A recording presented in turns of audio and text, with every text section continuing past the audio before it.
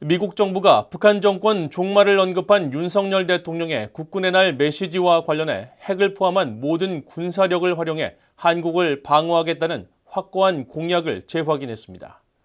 북한의 위협에 대응하기 위해 한미 양국이 확장 억제력을 더욱 강화해 나갈 것이라고 강조했습니다.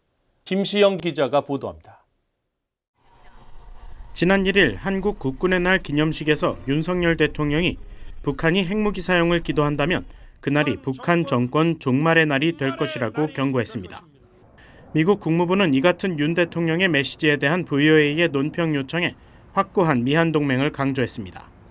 국무부 대변인은 불법적인 핵무기를 추구하면서 한반도에서 핵 긴장을 고조시키고 있는 것은 북한이며 미국은 핵을 포함한 모든 군사력을 활용해 한국 방어와 확장 억제에 대한 철통 같은 공약을 유지하고 있다고 밝혔습니다.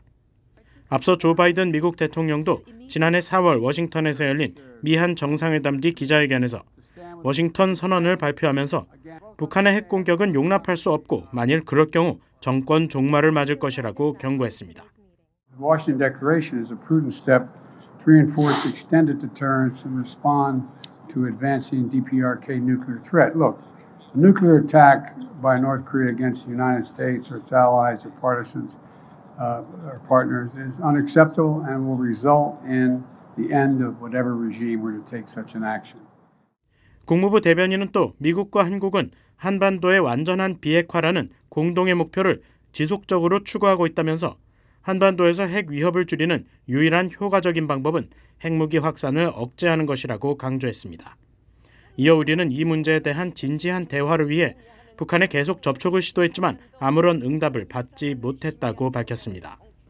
그러면서 미국과 한국은 북한의 핵무기 프로그램에 대한 점점 더 공격적인 발언에 직면해 확장 억제를 강화하기 위해 계속 협력할 것이라고 말했습니다. 이어 바이든 대통령과 윤 대통령은 각국 정부 당국에 북한의 핵무기 사용 등 다양한 시나리오에 대한 효과적인 공동 대응을 위한 추가적인 계획을 수립할 것을 지시했다고 설명했습니다.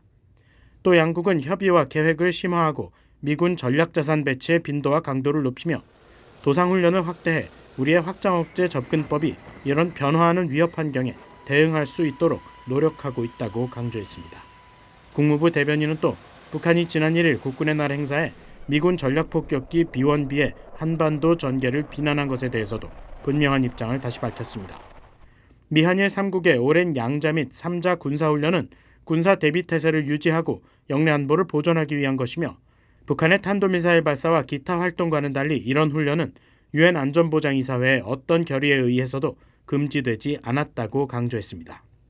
또한 미한 군사훈련은 일상적이고 방어적인 성격의 훈련이며 훈련 날짜와 활동 등을 사전에 발표함으로써 위험을 줄이고 투명성을 높이고 있다고 밝히고 이런 접근법은 민간 항행에 용납할 수 없는 위험을 초래하고 영내 불확실성을 증가시키는 북한의 예고 없는 미사일 발사와 기타 군사 활동과는 극명하게 대조적이라면서 북한의 주장을 일축했습니다.